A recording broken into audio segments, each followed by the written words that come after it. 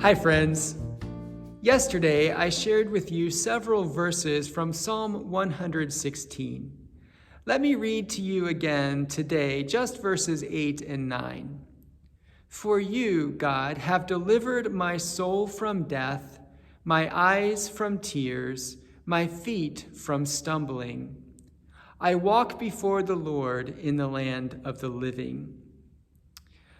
I tried to reassure you yesterday that whenever we feel stuck, God knows our troubles, hears our prayers, and works to help.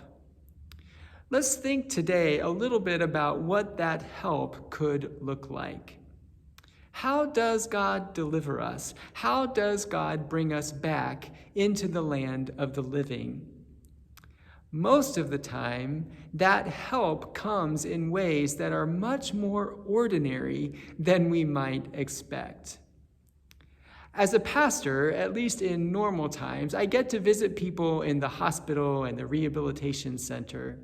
And I can't tell you how many times I've heard someone say something like, "I got a shower today and I feel so much more human."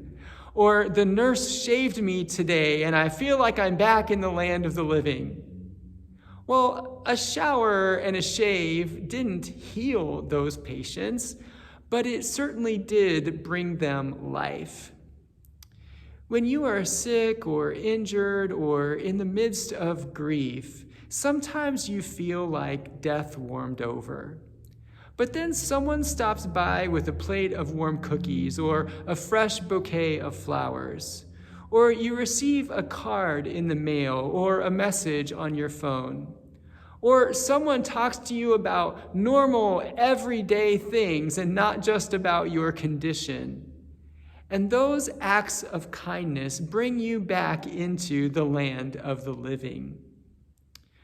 Last October, when my friend Michael died and I was in quarantine, many people reached out with cards and emails and notes. And one morning, I received a text that said, "You have brownies on your porch."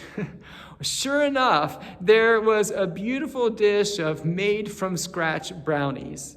And they were delicious, by the way. The card with the brownies said this: "I'm sorry your friend died. I don't always know what to say when someone passes on, but I can bake. Enjoy these brownies and know we are thinking of you." Did that make my grief go away?